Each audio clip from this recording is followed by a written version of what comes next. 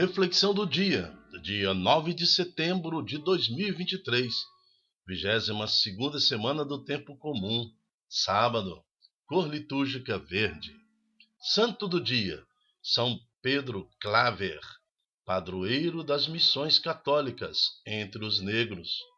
São Pedro, lhe pedimos que nos ajude a dissipar toda discriminação, toda desigualdade, todo preconceito, que sejamos portadores da justiça divina e possamos implementar o reino do Deus aqui, nesta terra, por Cristo nosso Senhor.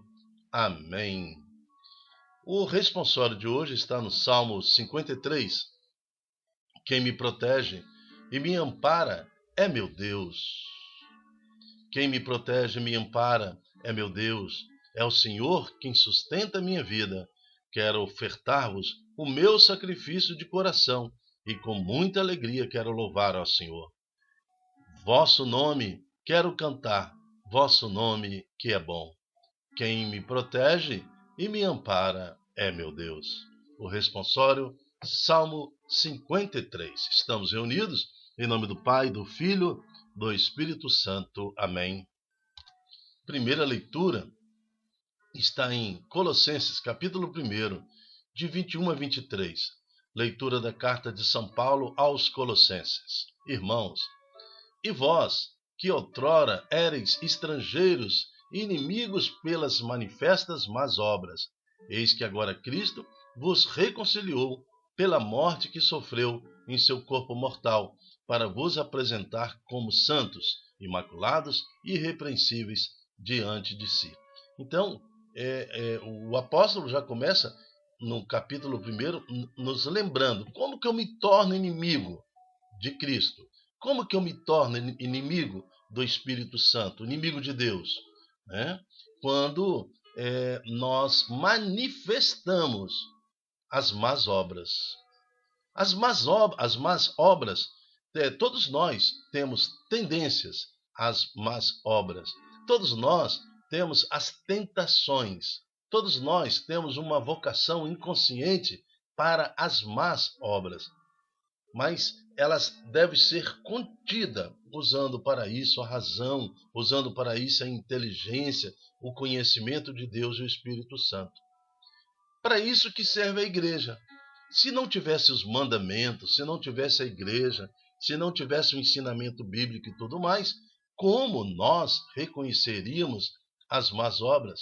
Se ninguém nos instrui, se eu não sou instruído, como que eu vou entender se este procedimento ou aquele procedimento está contido nas más obras que nos afastam de Cristo?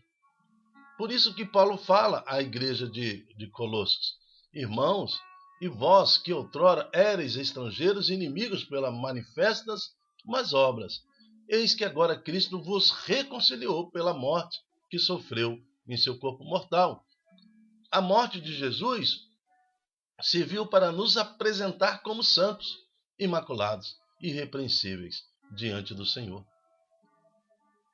Agora nós temos consciência pelo Espírito, pelo ensinamento da igreja, pela lei do Senhor, de que as más obras, quais são as más obras que eu devo evitar na minha vida.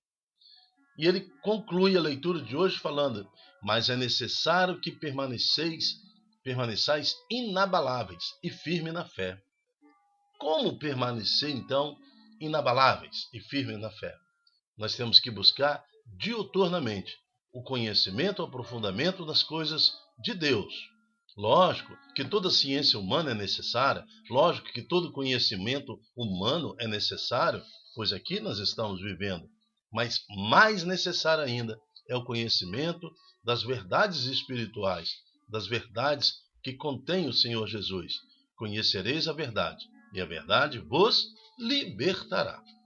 Depois ele fala, mas é necessário que permaneçais inabaláveis e firmes na fé, sem vos afastardes da esperança que vos dá o Evangelho, que ouvistes e que foi anunciado a toda criatura debaixo do céu, do qual eu, Paulo, me tornei ministro. Agora chama aqui a atenção. Do Evangelho que ouvistes. Não é do Evangelho que lestes. Eu quero lembrar a todos que a igreja permanece 4 séculos, quase 400 anos sem ter a Bíblia. A igreja ela se mantém nesse tempo todo conforme a tradição. Os apóstolos que vão anunciando e falando com Jesus. Jesus falou isso, Jesus falou aquilo, Jesus falou aquilo outro mais. Só depois, entre os anos 100 e 160, que alguns livros foram resgatados, aí Mateus, Lucas e tudo mais. Então, veja, a Bíblia como nós a conhecemos foi só no 4º século. Então não tinha Bíblia. E mesmo que tivesse uma Bíblia, não teria como multiplicar. A imprensa não tinha sido ainda descoberta, a máquina de fazer os livros, né, de prensa, né? Então não tinha ainda sido desenvolvida essa tecnologia. E nem papel existia, não tinha nada. Então a igreja sobrevive esse tempo todo da santa tradição. Mas é necessário que permaneçais inabaláveis e firmes na fé, sem vos afastardes da esperança que vos dá o evangelho que ouvistes e que foi anunciado a toda criatura debaixo do céu, pelo qual eu, Paulo, me tornei ministro. Mas hoje é diferente. Hoje nós temos na internet, hoje nós temos em tudo quanto é canto que você possa imaginar a palavra de Deus que está acessível. Isso faz parte da profecia do Senhor. Há uma profecia apocalíptica de que a palavra de Deus ela estará ao alcance de todos. E está se cumprindo mais uma profecia, né, que nos leva à parousia, a vinda do Senhor Jesus. Então o nosso coração tem que estar atento, né? Temos que sair da ignorância deste mundo e perceber que os fins do tempo se aproximam. A palavra agora está abundante, em qualquer lugar você encontra. Isso é um sinal do fim dos tempos. Que o Senhor então possa, pelo Espírito Santo, nos dar essa esperança de uma vida eterna com o Senhor. E que nos mantenhamos firmes, como pede Paulo ali no versículo 21 e 22, né? E também no 23, é necessário que permaneçais inabaláveis e firmes na fé, pois o Senhor vem a julgar os vivos e os mortos. Palavra do Senhor, graças a Deus. Evangelho, o Senhor esteja convosco, Ele está no meio de nós. Proclamação do Evangelho de Jesus Cristo, segundo Lucas. Glória a vós, Senhor. Lucas capítulo 6, de 1 a 5. No dia de sábado, Jesus estava passando através das plantações de trigo. Seus discípulos arrancavam e comiam as espigas, debulhando-as com as mãos. Então alguns fariseus disseram: por que fazeis isso, o que não é permitido em dia de sábado? Jesus respondeu-lhe: acaso vós não lestes o que Davi e seus companheiros fizeram quando estavam sentindo fome? Davi entrou na casa de Deus, pegou os pães oferecidos a Deus e os comeu, e ainda por cima os deu a seus companheiros. No entanto, só os sacerdotes podem comer desses pães. E Jesus acrescentou: o Filho do Homem é o Senhor também do sábado. Palavra da salvação, glória a vós, Senhor. Eu não acredito que os apóstolos estavam colhendo e debulhando trigo porque estavam com fome. Não é isso não. É um ato prático. Eles estavam fazendo isso por fazer, né? Enquanto caminhavam, ouvindo o Senhor Jesus, alguns pegaram o trigo assim e debulhavam com a mão, né? Comia a semente, mastigando, mas sem necessariamente expressar que eles estavam com fome, a urgência da fome. Acho que esse não é o sentido deste evangelho. Ao contrário, aqui o sentido é discutir aqueles que pegam a lei do Senhor para escravizar, né? Pega a igreja para escravizar almas, pega a religião para escravizar e não libertar almas. Aqui é o que o Senhor Jesus está nos alertando, porque na primeira leitura Paulo deixa bem claro, né, que outrora eres estrangeiros, inimigos pelas manifestas más obras. Aí a igreja tem o poder de nos sinalizar quais são essas más obras através das leis do Senhor, do santo ensinamento, da santa tradição e a autoridade do magistério. Mas a igreja também não pode escravizar almas. E ali no tempo do Senhor Jesus, aqueles que criticam o Senhor Jesus usavam a religião para escravizar, para ficar refém, sempre devendo ao templo, aí manifestando ao templo em forma de dinheiro, ofertas para ser purificado dos seus pecados. Então era uma forma de escravizar aquelas almas inocentes. E Jesus está acusando eles, né?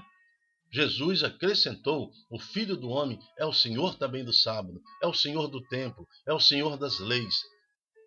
Então, que nós possamos agora compreender que todas as leis que contém a Bíblia, que todos os ensinamentos que contém a Santa Palavra do Senhor, são para nós causa de libertação, são para nós riqueza da libertação.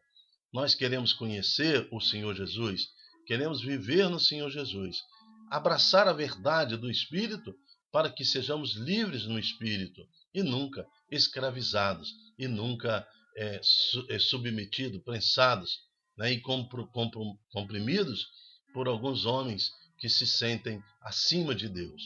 Que a palavra de Deus em nós nos liberte, que produz em nós vontade dentro da liberdade espiritual para sermos santos, irrepreensíveis, para sermos limpos, né, imaculados. É isso que nós queremos ser, né? Dai-nos, Senhor, espírito de santidade.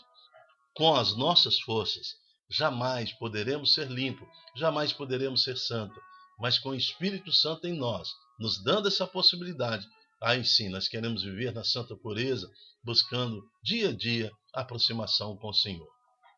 Por isso, louvamos e bendizemos a Deus. Obrigado, meu Deus, porque Tu nos deste, Senhor, acima de tudo, o dom de temor a Deus, medo de perder a amizade de Deus. E queremos agora, Senhor, receber esta porção do vosso Espírito, a mesma porção que o Senhor deu a São Pedro Claver, para que na coragem e no Espírito Santo possamos anunciar o Evangelho sempre em nossas vidas. Amém. Eu me chamo Dilton Góes e o nosso projeto chama-se De Mim Se Não Evangelizar. Venha ser um profeta do Senhor. Busque agora multiplicar esta pregação nas redes sociais que você domina, para que essa palavra alcance agora um coração que esteja aprisionado e possa também se libertar no Senhor. Por isso tudo glorificamos a Deus por homens e mulheres que agora se apresentam diante do Senhor para ser profetas e justos do Senhor. E receba você agora a graça do profeta, a bênção de ser um homem ou uma mulher justa, pois são belos os pés dos mensageiros que anunciam a paz. Até a próxima, se Deus quiser. Tchau, tchau.